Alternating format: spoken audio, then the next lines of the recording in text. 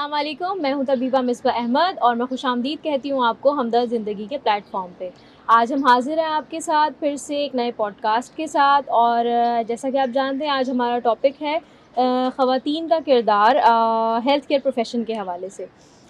जब हम ख़वातीन की बात करते हैं तो पाकिस्तान में अगर देखा जाए तो ख़वातीन की आबादी 48.5% है, जबकि इनमें से वर्किंग वुमेन जो हैं, जो किसी भी शोबे में काम कर रही हैं, अपनी खिदमात सर अंजाम दे रही हैं, तो वो परसेंटेज हमारे पास तकरीबन 20% है। और ये जो स्टैटिस्टिक्स हैं, ये world bank collection of development indicators की ऑथेंटिक सोर्स से जो है वो कलेक्ट किए गए हैं। जब हम इस तरह के रेशो पे आते हैं तो बहुत सारे सवालात भी उठते हैं, और इन्हीं टॉपिक पे और इन्हीं सवालात पे बात करने के लिए हमने जिनको आज मदऊ किया है वो बहुत ही ज़बरदस्त पर्सनैलिटी हैं। और जब आप उनसे मुलाकात करेंगे आज इस पॉडकास्ट के थ्रू तो डेफ़िनेटली आप बहुत इन्जॉय करेंगे। तो मैं आपको मिलवाना चाहूँगी डॉक्टर ज़ैनब हसन से। बहुत बहुत शुक्रिया डॉक्टर साहिबा, आपने हमें ज्वाइन किया।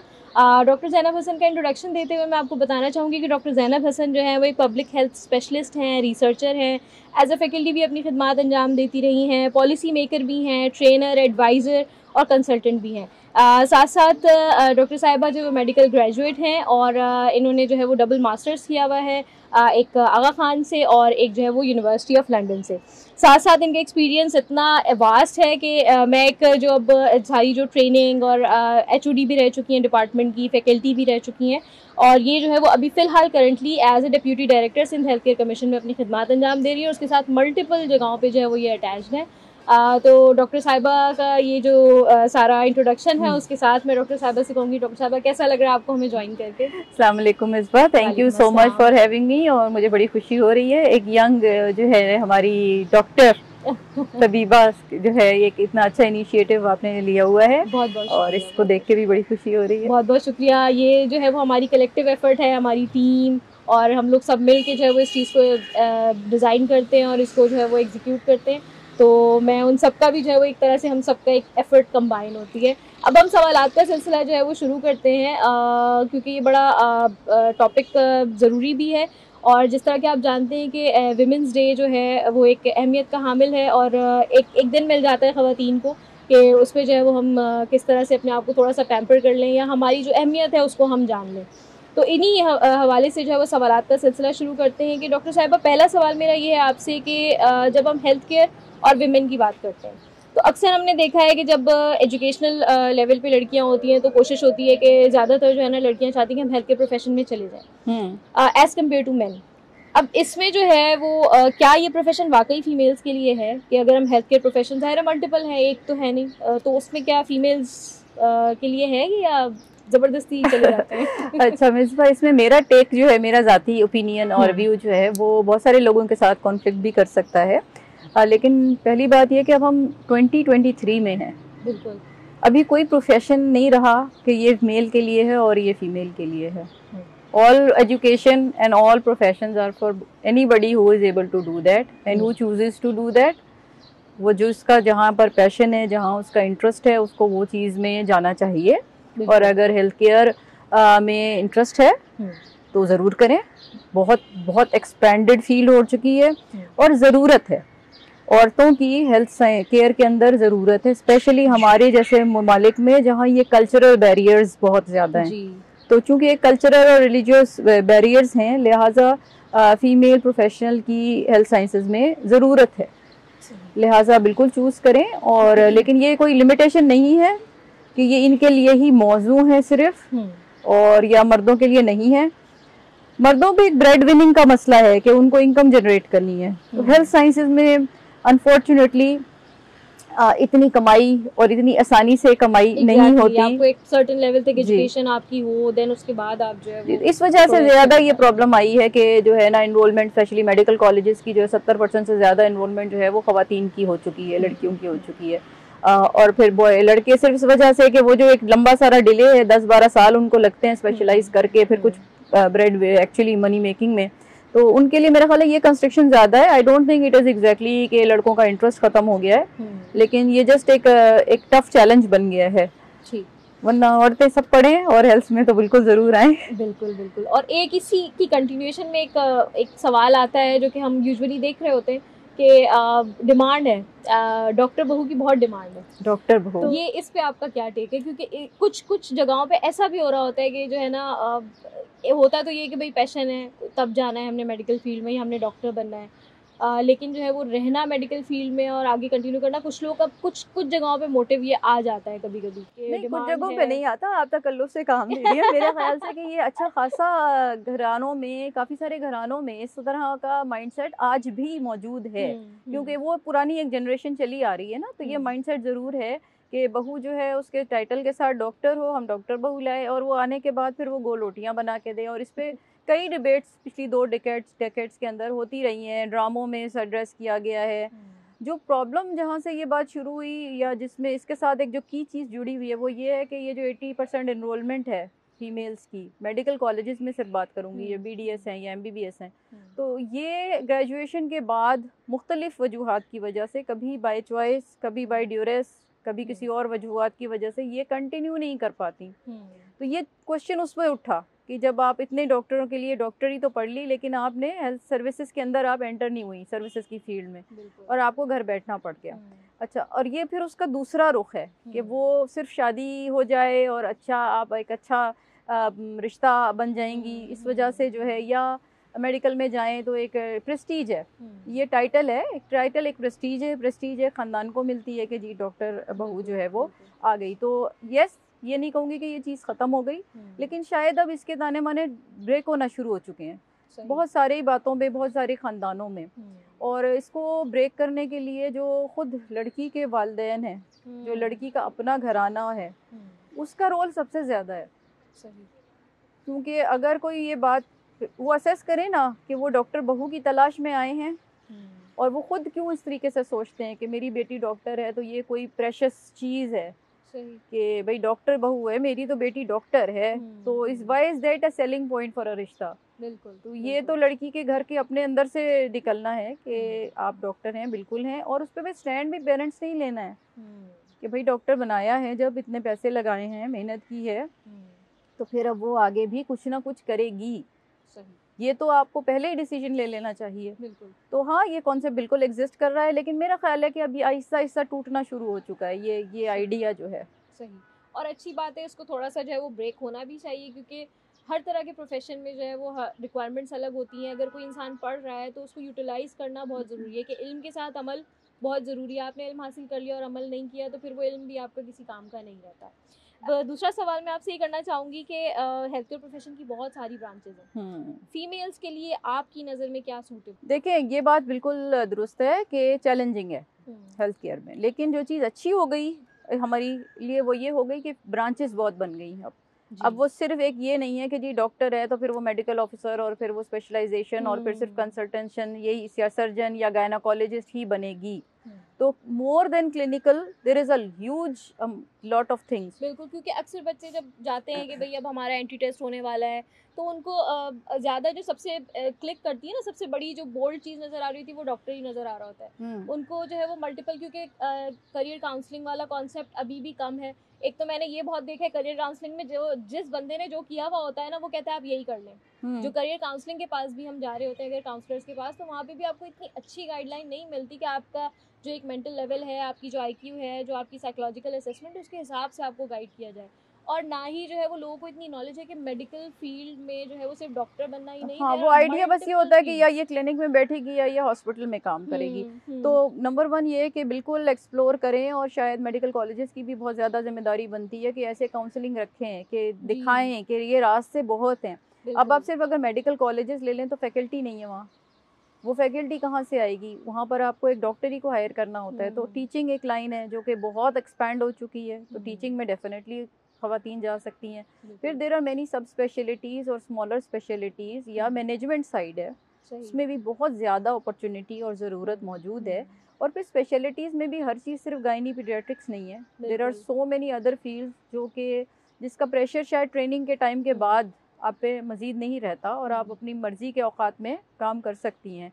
तो बिल्कुल एक्सप्लोर करना चाहिए, इस डब्बे से बाहर निकलें कि जी सिर्फ एक क्लिनिक में जाके क्लिनिक चलाना और एक हॉस्पिटल में जाके काम करना ही मेरी ऑप्शंस हैं।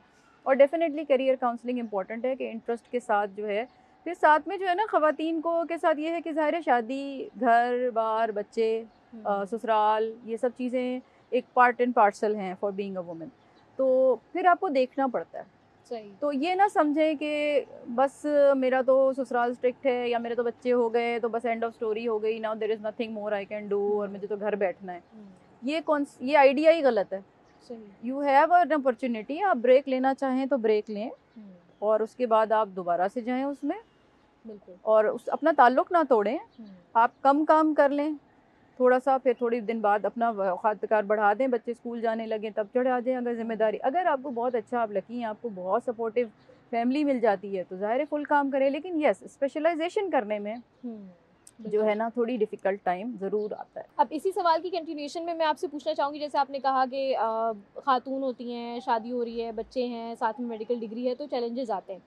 तो कितना इम्पोर्टेंट है कि मेडिकल डिग्री है आपके पास, तो अब जैसे कुछ होती हैं जो बिल्कुल नहीं कर पाती, एक बच्चे भी हो जाएं और फिर घर की तरफ से भी रिस्ट्रिक्शन हो, कि होते हैं हर कुछ फैमिलीज़ के माहौल होते हैं कि भाई वो नहीं अलाउ कर रहे होते, चले वालिदैन ने कर दिया था लेकिन शादी के बाद नहीं बात बन पा रही है।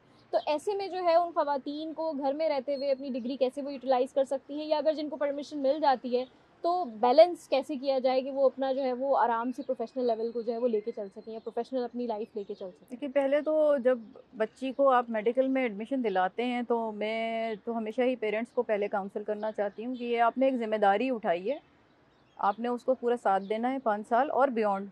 बिल्कुल, शादी के लिए भी ढूंढ के ही रिश्ता करना है कि जहाँ पर इस बात को अकोमोडेशन की जा सके कि हमने बच्ची ने मेहनत की और हमने बच्ची को इतना एक्सपेंस भी किया है।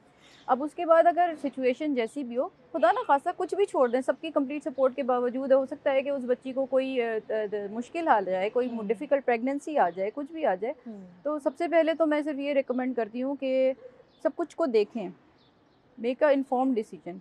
सपोर्ट किसकी कितनी है, मियाँ की कितनी है, ससुराल की कितनी है, मैके वालों की कितनी सपोर्ट आपको हासिल है।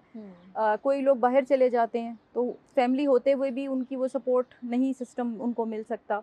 तो आप पहले अपनी सिचुएशन को देख लें, उसमें कितना सपोर्ट सिस्टम है, और फिर उसके ऊपर से चुने कि मैं क्या कर सकती हूँ। जैसे अब तो एक ऑनलाइन सिस्टम आ गया, तो there are so many females who are working in an online environment, कि वो 1 घंटा 2 घंटा निकाल के उतने टाइम पर बच्चे जो है वो हस्बैंड भी देख सकता है कि वो कम से कम आपकी अटैचमेंट रहे।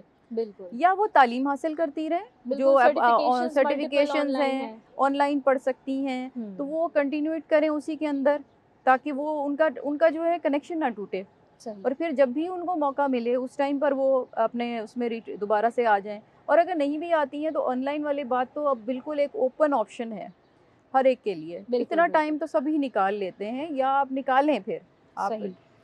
अच्छा डॉक्टर साहिबा, हेल्थ केयर प्रोफेशन से जो है वो, जैसे आपने कहा सपोर्ट, वो बात समझ आती है कि सपोर्ट के बगैर काम नहीं हो सकता, लेकिन जो है वो क्या फैमिली लाइफ फीमेल्स की उसके बावजूद भी इफेक्ट होती है? क्योंकि ज़ाहिर है एक इंसान की अपनी भी कैपेसिटी होती है कि आप घर को मेंटेन करें, आप अपनी जॉब लाइफ को मेंटेन करें, अपने रिलेशनशिप्स को मेंटेन करें, और जब हस्बैंड हो और बच्चे हो जाएं तो वो जिम्मेदारियां बहुत बढ़ जाती हैं। बिल्कुल बिल्कुल। तो ऐसे में जो है वो कितना ज़्यादा अफेक्ट होती है, और ख़ासतौर से जो ऐसी प्रोफेशनल फीमेल्स होती हैं तो उनके बच्चे कितना अफेक्ट होते हैं? देखिए, फैमिली लाइफ बिल्कुल मुतासिर हो सकती है। अब डिपेंड करता है, अगर एक फीमेल सर्जन बनती है तो ड्यूरिंग द ट्रेनिंग एक तो ससुराल और सबको ये बात, अच्छा बहुत सारी दफ़ा ऐसे होता है कि लोगों को समझ नहीं होती कि ये कितना एक्सटेंसिव प्रोसेस होता है, नाइट्स लगती हैं, एवरी 4th डे नाइट है, एग्ज़ाम कितना पढ़ना पड़ता है। तो पहले तो सबको समझ बूझ हासिल करना ज़रूरी होती है कि सपोर्ट सिस्टम कितना ज़रूरी है, वो आप बिल्ड करेंगे। लेकिन उसके बाद भी अगर आप कोई हाई प्रोफाइल उसमें जाते हैं, जैसे अब हमारे पास फीमेल सर्जन्स की बड़ी ज़रूरत है। अब अगर एक फ़ीमेल सर्जन बनती है तो वो दिन रात उसके लिए एक है, उसको जाना है। तो हाँ, इफ़ेक्ट होता है। कभी कभी आपको मेन अपने घर के बड़े बड़े कोई फंक्शन मिस करने पड़ सकते हैं, लेकिन वो फिर एक ड्यूटी बाउंड चीज़ है। सपोर्ट सिस्टम अच्छा हो तो मेरा नहीं ख्याल के बच्चे इफ़ेक्ट होते हैं। मैंने बहुत सारी ख़वातीन को देखा, या मैं खुद भी घर मैनेज करती हूँ, तो आई थिंक वो मैनेजमेंट टेक्टिक्स आ जाती हैं आपको। और अगर आपको ओवर बर्डन लग रहा है तो प्रायोरिटाइज़ करें, बिल्कुल, कि मैंने पहले किसको प्रायोरिटाइज़ करना है, घर को, बच्चों को, जॉब को। हो सकता है कोई खातून इतनी एम्बिशियस हो कि वो चाहे कि मेरी जॉब मेरी प्रायोरिटी है, तो फिर वो उसके साथ उन चीज़ों की अरेंजमेंट्स करें ना। ड्यूटी शिफ्ट को कर सकते हैं आप, बिल्कुल, मियाँ बच्चों को ज़्यादा देख ले। अगर आपके पास you are lucky enough to have such a support system, तो इफ़ेक्ट ज़रूर हो सकती है। डिपेंड करता है आप कितना काम कर रहे हैं। तो फिर उसके बाद मेरा ख्याल है कि आपको प्रायोरिटाइज ज़रूर करना चाहिए और अपने टाइमिंग को, जैसे क्वालिटी ऑफ लाइफ जो अपनी है और आपका वर्क लाइफ बैलेंस जो है उसको प्रायोरिटाइज करके ही चलना चाहिए। सही। और इसमें मैं ये भी कहना चाहूँगी कि अगर आपकी लाइफ ऐसी है कि आपने प्रोफेशनल लाइफ को भी लेके चलना है, आपके बच्चे भी हैं, तो कोशिश ये करें कि जैसे डॉक्टर साहिबा ने कहा कि प्रायोरिटी ज़रूर सेट कर लें। और अगर आपको लगता है कि आपके बच्चे मुतासर हो रहे हैं, उनकी एजुकेशन या उनकी हेल्थ पे कुछ कॉम्प्रोमाइज़ हो रहा है, तो मेरे ख्याल में एक मेरा ओपिनियन है कि अगर ब्रेक ले लिया जाए और उस ब्रेक में आप अपने ऊपर काम करते रहें, तो कोई मुज़ायका नहीं है और इससे आप ग्रो भी करेंगे। और आगे जाके जब बच्चे थोड़े इतना स्टेबल हो जाते हैं कि वो स्कूल जाने लग जाते हैं, थोड़ा अपने ओन पे आ जाते हैं, तो फिर आप कंटिन्यू कर सकते हैं। लाइफ का एंड तो नहीं होता है, आप it's never too late to start anywhere, जब भी आप जो है वो करें। और इल्म ऐसी चीज़ है कि आप जब चाहें जब ले सकते हैं, उसमें कोई जो है ना एज की लिमिट नहीं है, और साथ साथ आप जब चाहें स्टार्ट कर सकते हैं। ये हमें थोड़ा सा लगता है कि नहीं अब एक सर्टेन एज हो गई है, अब नहीं होगा, इतना गैप हो गया, अब नहीं होगा, तो हिम्मत नहीं हारनी चाहिए, अपने ऊपर यकीन होना चाहिए। तो मुझे नहीं लगता कि किसी भी एज में आके आप रुक जाएंगे और आप कहेंगे कि नहीं अब तो नहीं हो सकता। तो अपने ऊपर भरोसा रखिए, क्योंकि ख़वातीन को अल्लाह ताला ने बहुत मजबूत बनाया होता है इमोशनली और मेंटली। तो ये चीज़ों से जो है ना ख़वातीन पीछे नहीं हटती हैं। और मुझे उम्मीद है कि ये जो मैसेज हम देना चाह रहे हैं वो आपको कन्वे ज़रूर होगा। अब दूसरा सवाल डॉक्टर साहिबा मेरा आपसे ये है कि मेडिकल प्रोफेशनल में 6 आवर्स की भी जॉब होती है, 9 to 5 आवर्स की भी जॉब होती है। फिर उसी में आ जाता है कुछ पर्क्स होते हैं कि भाई प्राइवेट जॉब, गवर्नमेंट जॉब, या फिर जो है वो जो होम बेस्ड जॉब फ्रीलांसर्स वाली जैसे हम बात कर रहे थे, या कि आप जाके काम करें। तो आपके ओपिनियन में जो है वो ख़वातीन को क्या प्रेफर करना चाहिए, वेदर मैरिड और अनमैरिड, कि वो एक स्मूथली एक सिस्टम को लेके चल सके? देखिए अगेन वापस वहीं से आ जाते हैं कि प्रायोरिटाइज एंड बैलेंस। सही। अब कभी इंसान पैसे के पीछे ज़रूरत होती है उसको, तो फिर दो आपको डबल जाहिर है डबल चेस शिफ्ट कर करना रहे पड़ता होते है हैं। उसके लिए, आपको वो चाहिए, आपकी ज़रूरत है। लेकिन सिर्फ उसको अगर ज़रूरत नहीं है, आपकी सख्त ज़रूरत नहीं है, तो मेरे ख्याल है पैसे को कभी प्रायोरिटाइज नहीं करना चाहिए। अपना पीस ऑफ माइंड और अपना बैलेंस ऑफ लाइफ, उसको देख के आप चॉइस करें। आप अगर कर सकती हैं 9 to 5 काम तो ज़रूर करें, नहीं कर सकती तो 2 घंटे करें। तो मेरे ख्याल है कि ये you have to really understand कि आप किस जगह बैठी हुई हैं और फिर उसके साथ अपनी चीज़ों को सेट करें। तो ऐसी कोई प्रेफरेंस मेरा नहीं ख्याल गया है, ज़रूरत हर जगह है। अब इतनी एक्सपैंड हो चुकी हैं सब चीज़ें कि ज़रूरत प्राइवेट सेक्टर में भी रहती है, गवर्नमेंट सेक्टर में भी रहती है। ऐसा कोई मेजर डिफरेंस नहीं है दोनों जगह, सब जगह के प्लस एंड माइनस पॉइंट्स हैं। सही। अब लास्ट सवाल मेरा ये है जो बहुत इंपॉर्टेंट है, जो कि फ़ीमेल्स अक्सर फेस करती हैं। आपके क्या एक्सपीरियंसेस रहे और आपको क्या लगता है कि क्या ऐसा वाकई होता भी है? वर्क प्लेस हरासमेंट की बात करें हम, वर्क प्लेस पे बहुत ज़्यादा बर्डन हो, एंग्जाइटी, स्ट्रेस लेवल बढ़ा हुआ हो, तो ऐसे में जो है वो ये चीज़ें हैं। अब इसमें आपका क्या टेक है, और दूसरा इसमें सोल्यूशन क्या है कि ख़वातीन कैसे इन चीज़ों को डील करें? क्योंकि स्ट्रेस भी होता है, ज़ाहिर है घर का भी एक स्ट्रेस आप लेके आ रहे हैं, देन वर्क प्लेस का स्ट्रेस हो गया, फिर अगर कुछ अल्लाह ना करे कोई हरासमेंट वाला मामला चल रहा है, तो वो बहुत डिफ़िकल्ट एनवायरनमेंट हो जाता है फीमेल्स के लिए। हाँ, ये बिल्कुल होता है, लेकिन सबसे पहले मेरा टेक ये है कि हरासमेंट या वर्क प्लेस स्ट्रेस सिर्फ फीमेल्स के लिए नहीं है। मेल्स के लिए शायद अच्छा खासा है और बहुत है।